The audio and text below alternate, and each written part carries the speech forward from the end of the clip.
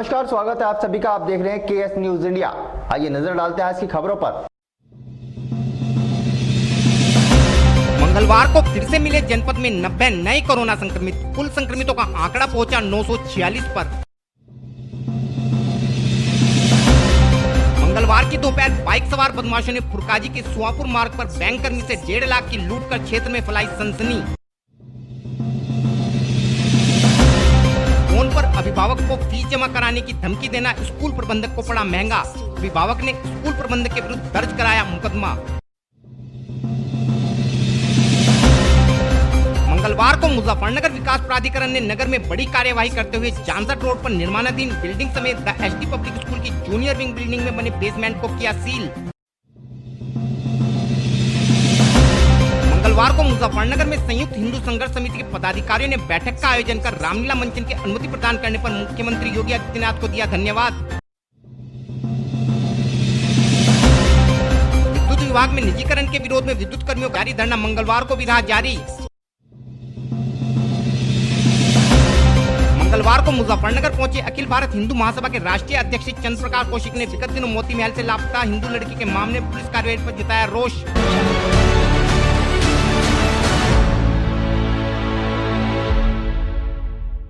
और अब खबरें विस्तार के साथ। जनपद में पिछले एक सप्ताह से कोरोना संक्रमण के मामलों में उतार चढ़ाव का दौर जारी है। जहां विगत शनिवार को जनपद में मिले 55 कोरोना संक्रमितों ने जनपद वासियों को थोड़ा राहत महसूस कराई थी, वहीं रविवार को एकदम से कोरोना संक्रमण के मामले 117 पर पहुंच गए थे। इसके अलावा सोमवार को भी जनपद में 64 कोरोना संक्रमितों के मिलने से लगने लगा था कि अब जनपद में कोरोना संक्रमण खात्मे की ओर है, लेकिन मंगलवार को फिर से मिले 90 कोरोना संक्रमितों ने दर्शाया है कि जनपद में कोरोना संक्रमण का खतरा अभी भी पहले की तरह ही बना हुआ है। मंगलवार को मुजफ्फरनगर के स्वास्थ्य विभाग को कुल 1916 कोरोना सैंपलों के परिणाम प्राप्त हुए, जिनमें 25 लोग कोरोना संक्रमित पाए गए हैं। इसके अलावा प्राइवेट लैब से प्राप्त परिणाम के आधार पर जनपद के 6 लोगों में कोरोना संक्रमण की पुष्टि हुई है। साथ ही मंगलवार को भी जनपद के 59 लोग रैपिड किट के माध्यम से किए गए टेस्ट में कोरोना पॉजिटिव पाए गए हैं। इन 90 लोगों में Patel Nagar 6, Dwarkapuri 1, police line 2, Janakpuri 2, जसवंतपुरी 1, DM office 1, Saket colony 3, Canara bank 5, गंगारामपुरा 2, रामपुरी 1, Khalapar 2, Nai Mandi 1, Subhash Nagar 1, Aryapuri 1, Purani Ghas Mandi 1, Prempuri 2, CMO office 1, Adarsh colony 1, Kiran city 1, Shivpuri 1, Bachan Singh colony 1, Gandhi colony 2, Bhartiya colony 1, Dwarkapuri 1, Kawal jail 18, Putthi Ibrahimpur 1, Chachroli 1, police station Chhapar 1, Almaspur 1, Sujdu 1, Kutba 1, Sandhawali 2, Nyamu 1, Palda 1, Kakda 1, Mubarakpur 1, Ghas Mandi Shahpur 1, Sisoli 2, Kurawa 1, Budhana 1, Islamnagar Khatauli 1, चलसीना Khatauli 2, MMC Khatauli 1, Ganeshpuri Khatauli 1, Durgapuri Khatauli 1 तथा बगरा क्षेत्र के अलीपुर खुर्द से एक व्यक्ति कोरोना संक्रमित पाया गया है। इसके साथ ही मंगलवार को भी जनपद के 146 लोग कोरोना संक्रमण से मुक्त हो गए हैं तथा अब जनपद में कुल संक्रमितों की संख्या 946 है।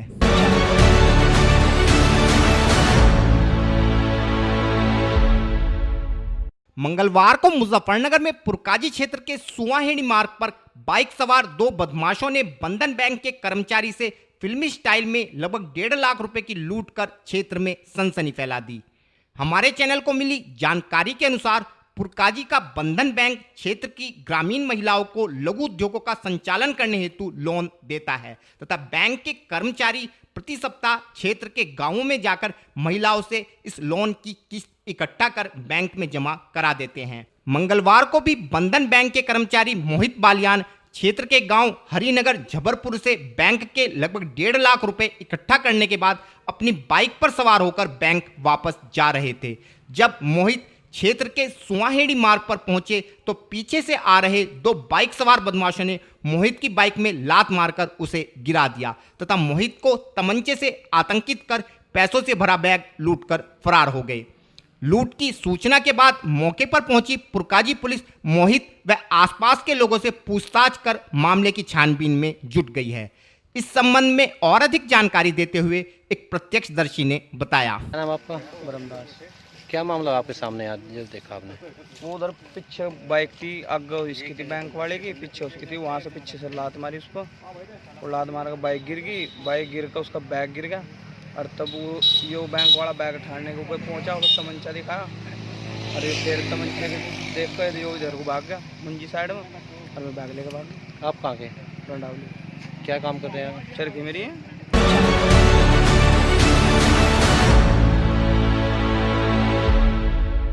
विगत कई दिनों से मुजफ्फरनगर के सोशल मीडिया पर खतौली क्षेत्र के एक स्कूल प्रबंधक व एक अभिभावक के बीच हुई वार्तालाप का ऑडियो वायरल हो रहा था। इस ऑडियो में स्कूल प्रबंधक अभिभावक पर स्कूल फीस के नाम पर 40,000 रुपये जमा कराने का दबाव बना रहा था तथा रकम नहीं जमा कराने पर अभिभावक को पिटाई तथा उसका घर तुड़वाने की धमकी दे रहा था। हेलो। हाँ भाई मास्टर जी, आप आने वाले थे, आप आए नहीं? हाँ सर जी, मैं तो दिल्ली हूँ अभी। नहीं तो दिल्ली हो गए तो दिल्ली आप कब तक रहोगे? आप स्कूल की फीस कैसे जमा होगी? नहीं सर, मेरी बात तो सुन। नहीं, स्कूल की कर तो दी मैंने, समझ में नहीं आ रहा, जबरदस्ती कर रहे हैं आप तो। तुम्हें भी पता है, मुझे भी पता है, मुझे खाने ना सुना रहे। कल को जो है ना, जब कल 4 जगह फंस के खड़ा हो जाएगा ना, तब अपने आप चक्कर लगा देगा तू मेरे घर में। मैं तेरे सामने पे ये भीख मांगने के लिए नहीं है। तने टीसी मांगी, मैंने टीसी जारी कर दी। नहीं, मेरी बात तो सुनो, टीसी के कौन 4,500 रुपए ले रहा? 4,500 रुपए जो चल रही है, 4,000 रुपए की वो मेरे कलेक्टर ओनर ने, मैंने कहा इसे तू जो भीख दे रहा है ले लो, जो भीख भी दे रहा है ना इसे ले लो। मेरे सामने इस तरह की ये नहीं चला करती गुंडा करती जिस तरह की तू कर रहा। सर जी, गुंडा करती तो आप चला रहे इस चीज में। मैंने आपको एक भी गलत बात नहीं बोल ली, मैं बहुत आराम से बात कर रहा हूँ। तू गलत बोलेगा कैसा? मैं तेरे बच्चे पढ़ा करके पैसे मांग रहा हूँ, मैंने पीछे। मेरी बात तो सुनो, जब आपकी प्रिंसिपल ने मुझे माफ कर दी थी, अरे तो आपकी प्रिंसिपल पे कंट्रोल भी तो होना चाहिए आपका। हाँ, मेरा कंट्रोल प्रिंसिपल पे भी है, मेरा कंट्रोल तेरे पे भी है। अब तू चुपचाप आके पैसे जमा कर दे। 40,700 रुपए तेरे पे निकल ले, नहीं तो जमा करेगा 40,700 के तक है, कई लाख रुपए। और घर भी टूटेगा अलग, जेल भी तू जानेगा अलग, और तेरी चटाई भी करवाऊंगा अलग। मैं 3-4 काम कराऊंगा मैं इकट्ठे। तो सबको मरवा दो ना तुम, घर वालों को। मैं तुझे बता तो रहा ना, तू मरेगा अपने कर्मों से, मेरे कर्मों से थोड़ी। जब अपने बच्चों की तो फीस भी देने का, तो तुझे इतनी तमीज नहीं है कि तेरे सामने वाला जुत्ते भी मारेगा। नहीं, मेरी बात सुनो, कि हमने कब नहीं दिनों बताओ आपको। हाँ, तुझे हमने जो बता दिया, मैं कर रहा था इंतजार। अगर एक बार एक एप्लीकेशन चली गई तो कलेक्टर को 50 बार उसमें विचार करना पड़ेगा। नहीं, क्या करोगे? मुझे भी तो बताओ, मैंने ऐसी क्या गलती कर रखी? नो बताओ तुम। तन्ने ये गलती कर रखी, तेरे फीस नहीं दी 40,700 रुपए तेरी तरफ। नहीं, जब प्रिंसिपल ने 50% कम कर रखी है तो 50% जो कम कर रखी, जो नहीं काम कर रखी, मुझे सारा पता है। देनी पड़े बुनाई और घटा बतावे सूद, मुझे वो कहानी ना सुनावे। मैं तू मास्टर है, मैं तेरा मास्टर का बाबा हूँ। मैं नहीं, वो मुझे बड़ा बनने की आदत नहीं है, मैं आपको बताऊं। मैं इतना कुछ शौक नहीं रखता। मुझे लोगों को डराने धमकाने में मुझे कोई इंटरेस्ट नहीं है, मैं आपको बताऊं। इसी स्कूल में तू डराने धमकाएगा तो उधर ना, जो तेरे से डरेगा धमकेगा। मेरी बात सुनो, आप पता नहीं क्यों, क्या हो गया सर आपको? मैं तेरे पीछे पड़ जाऊंगा, तेरा नाश कर दूंगा। मैं तुझे बता रहा, चुपचाप आके स्कूल में फीस जमा करा दे। कल तक तो कर रहा मैं तेरी इंतजार, कल के बाद में मैं खुद शुरू हो जाऊंगा। अब जब मैं शुरू हो जाऊंगा फिर मैं रुकने का नहीं, किसी के बाप के कहने पे भी। बस इस बात को क्लियर कर लेना तू अब। नहीं, मेरी बात सुनो, कल तक मैं तुझे 3 दिन पहले भी टेलीफोन कर, तेरी बात का नौकर नहीं हूँ मैं कि तुझे बार बार टेलीफोन करूंगा या तेरे से भीख मांग रहा हूँ मैं। तो मैं अपना काम छोड़ के आ जाऊँ क्या? बिल्कुल आवेगा तू काम छोड़ के। ये भी कोई जबरदस्ती वाली बात है? तो यदि तुझे यहाँ अपने बच्चों को सुरक्षित देखना तो तू काम छोड़ के भी आवेगा। और मैं कह रहा हूँ, कल तक अगर तू नहीं आया, परसों की तरह भंगी बना दूंगा मैं। तब तुझे कल तक का टाइम दे रहा मैं, तुझे पहला और आखिरी समझ लेना है टेलीफोन। ऑडियो में बात करने वाला स्कूल प्रबंधक क्षेत्र का कांग्रेस नेता राजवीर वर्मा उर्फ टीटू बताया जा रहा है। इस संबंध में पीड़ित परिवार का कहना है कि स्कूल प्रबंधक द्वारा दी गई धमकी के कारण वह तथा उसका परिवार डर के साए में जी रहे हैं तथा उन्होंने स्कूल प्रबंधक के विरुद्ध मुकदमा दर्ज कराया है। भाई साहब ये मसला ये है कि मेरे साला है, ये दिल्ली में पढ़ाता है, टीचर है। क्या नाम है? मुकेश कुमार। क्या हुआ उनके साथ? क्या हुआ, उनकी बच्चियाँ यहाँ लाल दयाल में पढ़ती थी, उन्होंने उससे अपना एडमिशन कटा लिया बच्चों का और उनकी सारी फीस जमा कर दी। टीसी ले ली उसने? हाँ, टीसी भी ले ली, सब क्लियर कर दिया था। फिर फीस क्यों, पैसे किस बात में? वो गुंडाई है उसकी, वो उसकी गुंडाई है। वो उससे पहले भी फ़ोन किया उसने कई बार, लेकिन कोई बात नहीं हुई। लेकिन अब भाषा का प्रयोग कर रहे हैं? बदमाशी की भाषा का करता है कि मैं तुम्हारा घर ढुवा दूंगा, तुम्हारे बच्चे उठवा दूंगा, ये कर दूंगा वो कर दूंगा। इन बच्चे डर गए थे, यहाँ अकेली रहती हैं, दोनों बच्चियाँ, उनकी मदर और मेरी सास रहती हैं यहाँ पे, हैं कहीं भी नहीं। और कहते हैं मैं गुंडे भेज रहा हूँ, ये डर गए थे, इन्होंने मेरे पास फ़ोन करा, तब मैं इनके पास आया हूँ यहाँ पे। वो और क्या चाह रहे हैं, उसके खिलाफ कार्रवाई चाह रहे हैं। इधर तो कोई योगी जी कहते हैं कि बेटी बचाओ बेटी पढ़ाओ, इधर ये हमारे बच्चों को परेशान कर रहे हैं। कैसे पढ़ेगी बेटी? हाँ, किस तरीके से बच्चे पढ़ेंगी, इस तरीके से डर के माहौल में। तो आखिर वो पैसा क्या चाह रहे हैं? पैसा अवैध मांग रहे हैं? क्या मांग रहे अवैध पैसा ही मांग रहे हैं, वे वसूली कर रहे हैं, क्योंकि गुंडा ही आदमी है। वहाँ स्कूल में कोई एडमिशन नहीं हो रहा, उसका एडमिशन बचाने के लिए कभी किसी से कुछ मानता है। ये एक समस्या नहीं है, ये तो पता नहीं कितने आदमी की समस्या है। अभी आप अगर इसे देखोगे तो कभी किसी के साथ मारपीट हो रही है, कभी किसी 1 लाख मांगता है, किसी के से 2 लाख मांगता है। हाँ, स्टाफ की तो गिनती ही नहीं है कितना स्टाफ हो गया है। कभी स्टाफ की शादी बदतमीजी करता है, अय्याश किस्म का आदमी है। मुकदमे है, गैंगस्टर है उसका। आप रिकॉर्ड उठा के देखो, रुड़की में मुकदमे हैं उसके खिलाफ, हरिद्वार में मुकदमे हैं, खतौली में मुकदमा है। स्कूल का तो मतलब ही नहीं बैठता ऐसे आदमी का चलाने का। ये तो बच्चे भी सुरक्षित नहीं है उसके स्कूल में तो पढ़ के। करने जा रहे हैं आप? आपका नाम बताइए, कहाँ रहते हैं? सर मेरा नाम रेनू है। मेरा नाम श्रीमती रेनू है और हम दयालपुरम में रहते हैं सर। क्या हुआ आपके साथ? सर हमारे बच्चे एक्चुअली शुरू से ही LDPS स्कूल में पढ़ रहे हैं। अब हमने वहाँ से हटा लिया, थोड़ा अलग स्कूल में डलवा दिया, एडमिशन करा लिया सर, क्योंकि मैनेजमेंट भी काफ़ी दिनों से अच्छा नहीं चल रहा है स्कूल का। किस तरह का मैनेजमेंट होता है? क्या सर होता है? हर महीने तो स्कूल के टीचर बदलते रहते हैं और पढ़ाई भी नहीं होती बच्चों की बिल्कुल भी। CBSE बोर्ड है, UP बोर्ड है? सर CBSE बोर्ड है। कितने साल बच्चे पढ़े आपने? सर 5-6 साल हो गए। तो किस तरह के आपके साथ ये यातनाएं दी जा रही हैं? किस तरह के फोन कॉल आ रहे हैं आपके पास? सर अब हमने बच्चे हटा लिए वहाँ से, तो कह रहे हैं कि फीस दो और हम पे ब्लैकमेल कर रहे हैं सर। कई दिनों से फ़ोन आ रहा है कि कॉल आए थे, किस तरह के कॉल आए आपके साथ? सर कह रहे हैं कि फीस दो जमा कराओ, जबकि हमारे पास सारे प्रूफ हैं, फीस हमने सारी जमा करा रखी है सर। और कह रहे हैं कि अगर तुमने पैसे नहीं दिए, एनुअल चार्ज नहीं दिया, तो तुम्हारा मकान तोड़ देंगे, तुम्हारे बच्चों का हम तुम्हारे घर का नाश कर देंगे और तुम्हें जेल में जमा कर जेल में भेज देंगे सर। तरह तरह की। DM का भी नाम दिया? हाँ, DM भी मेरा कुछ नहीं बिगाड़ सकता सर। ऐसी ऐसी धमकी दे रहे हैं, जबकि मैं और मेरे बच्चे रहते हैं और मेरी सास रहती है यहाँ पे। तो सर हमें अकेलों को टॉर्चर कर रहे हैं वो। कौन है जिनको धमकी दे रहा आपको? सर मेरे हस्बैंड के पास भी कई बार कॉल करके कहा है इन्होंने। राजवीर सिंह सर। कौन है? सर ये स्कूल के प्रिंसिपल हैं, इन्हीं का ही स्कूल है सर। ये चेयरमैन सर हैं। सर हम ये चाह रहे हैं कि हमें इस तरह की धमकी देना बंद करें। हमने जबकि सब प्रशासन से क्या चाहते हैं? सर मुकदमा कराएंगे हम उनके खिलाफ। वहीं इस मामले में SP क्राइम श्री दुर्गेश सिंह का कहना है कि खतौली क्षेत्र के लाल दयाल पब्लिक स्कूल के प्रबंधक के विरुद्ध एक व्यक्ति की शिकायत पर मुकदमा दर्ज किया गया है तथा जांच के बाद इस मामले में आवश्यक कार्यवाही की जाएगी।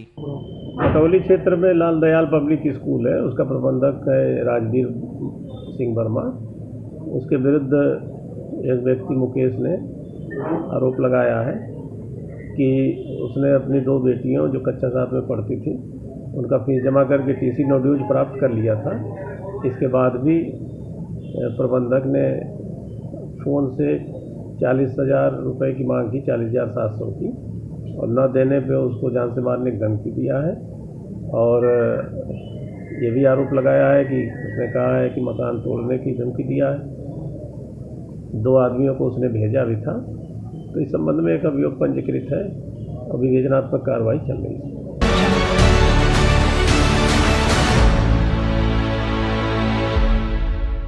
मंगलवार को मुजफ्फरनगर में जनपद के विकास प्राधिकरण ने क्षेत्र में मानकों को ताक पर रखकर बनाई जा रही बिल्डिंगों पर बड़ी कार्यवाही करते हुए जानसठ बस स्टैंड के निकट बनी एक बिल्डिंग को सील करने के अलावा जानसठ रोड पर स्थित द HD पब्लिक स्कूल की जूनियर विंग में बन रही नई बिल्डिंग के बेसमेंट को भी सील कर दिया है।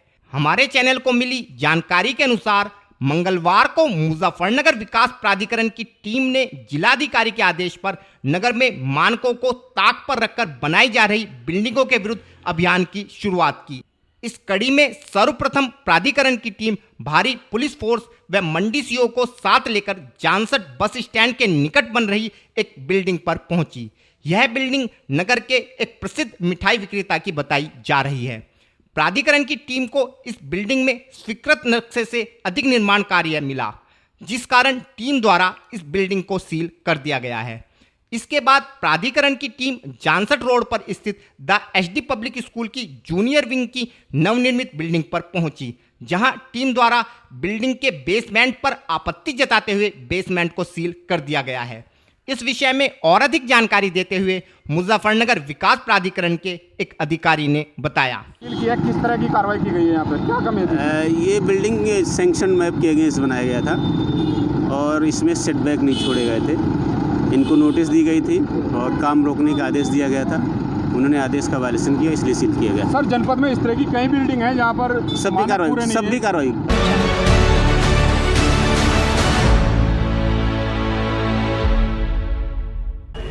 वक्त हो चला है केएस न्यूज इंडिया में एक छोटे से ब्रेक का।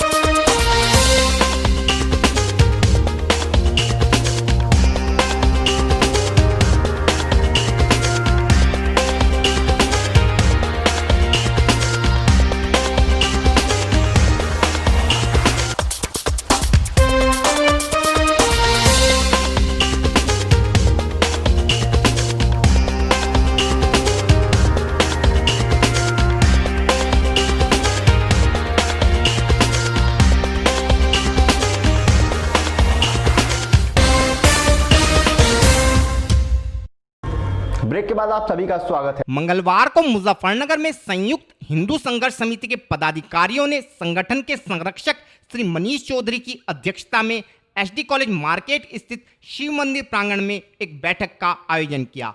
इस बैठक में जनपद के सभी हिंदू संगठन पदाधिकारियों ने शिरकत करते हुए प्रदेश के मुख्यमंत्री योगी आदित्यनाथ द्वारा प्रदेश में रामलीला मंचन की अनुमति प्रदान करने पर उनका आभार प्रकट किया।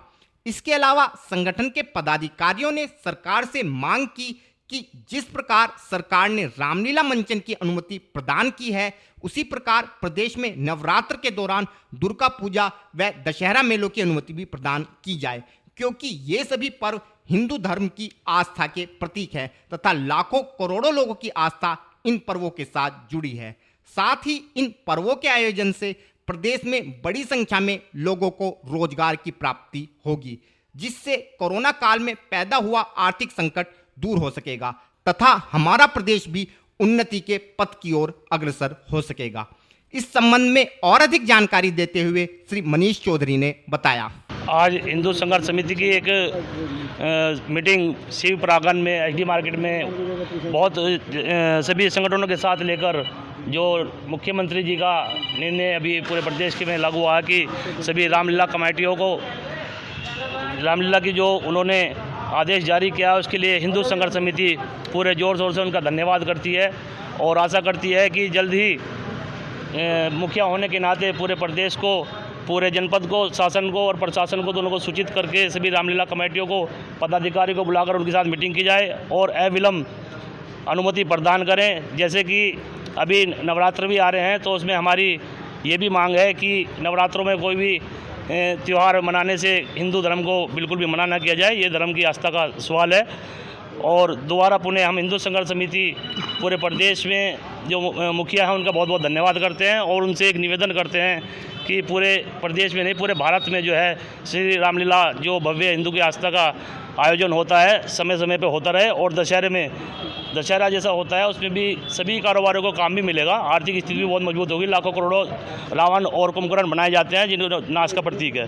तो हमारी हिंदू संघर्ष समिति यही निवेदन करती है कि उनको भी बहुत तुरंत उनको छूट दी जाए और इस कारोबार को बढ़ाने के लिए सभी का सहयोग लें और उनकी भी आर्थिक स्थिति मजबूत होगी। इसमें एक निवेदन हमारा और है कि जैसे हमारे पुजारी भाई हैं ब्राह्मण विशेष उनकी अभी तक इस कोरोना महामारी में कोई भी मदद प्रदेश सरकार ने नहीं की है। हमारा हिंदू संघर्ष समिति द्वारा एक निवेदन ये है कि जल्द ही ब्राह्मणों को पुनः एक सैलरी बेस दी जाए जैसे कि मौलवियों को दी जाती है, अन्यथा हिंदू संघर्ष समिति जल्दी बहुत आंदोलन करेगी और सभी ब्राह्मणों को साथ लेकर ये मांग करती है। वरना हिंदू संघर्ष ये चैलेंज करती है कि पूरे प्रदेश में अधिक से अधिक आंदोलन होंगे अगर ब्राह्मणों के साथ ये न्याय नहीं हुआ तो।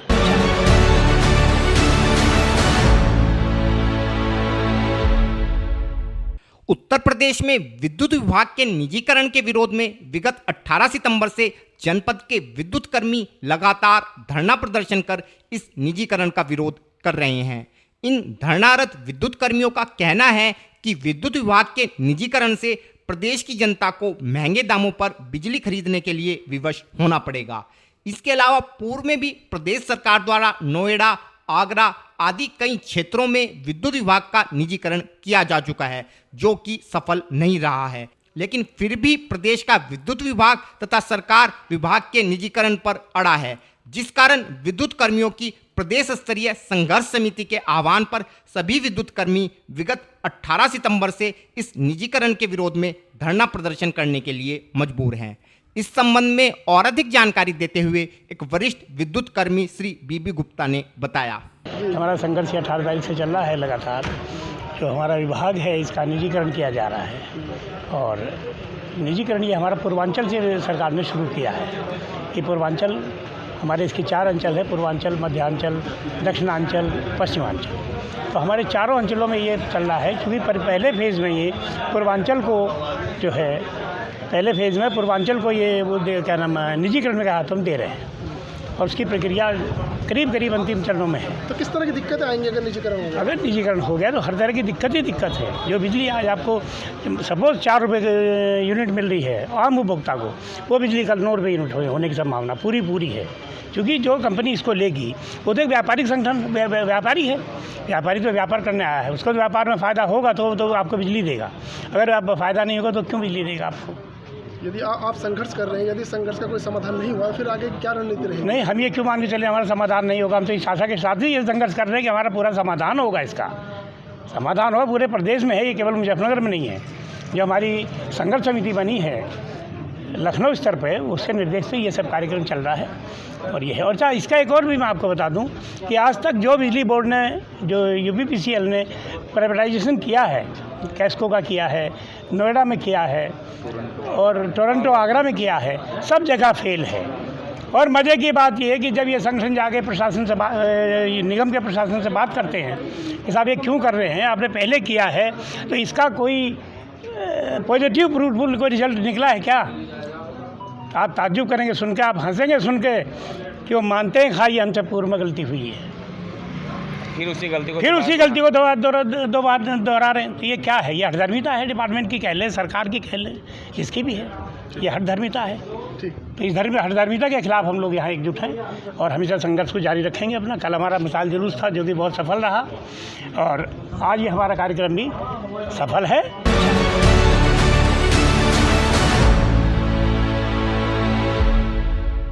मंगलवार को मुजफ्फरनगर में अखिल भारत हिंदू महासभा के राष्ट्रीय अध्यक्ष श्री चंद्र प्रकाश कौशिक शुकतीर्थ के बालाजी योग आश्रम में विगत 21 सितंबर से चल रहे मां व महादेव यज्ञ के समापन के अवसर पर शुकतीर्थ पहुंचे तथा यज्ञ में अपनी पूर्ण आहुति दी, जिसके बाद श्री कौशिक मुजफ्फरनगर में मीडिया से रूबरू हुए। मीडिया से रूबरू होते हुए श्री कौशिक ने लव जिहाद आदि विषयों पर खुलकर अपने विचार रखे तथा विगत दिनों मुजफ्फरनगर के मोती महल क्षेत्र से एक हिंदू लड़की को एक मुस्लिम युवक द्वारा बहला फुसला कर ले जाने के मामले में पुलिस कार्यप्रणाली पर रोष जाहिर किया। श्री कौशिक का कहना था कि इस मामले में अब तक हुई पुलिस कार्यवाही से पुलिस का निकम्मापन साफ झलकता है और इसी कारण से हमारे मुजफ्फरनगर संगठन के कार्यकर्ताओं ने 30 सितंबर से इस मामले को लेकर भूख हड़ताल का ऐलान किया है। लेकिन आज हम लोग इस मामले में एक बार प्रशासन से मिलने के बाद ही कोई अंतिम निर्णय लेंगे। इस विषय में और अधिक जानकारी देते हुए श्री चंद्र प्रकाश कौशिक ने बताया।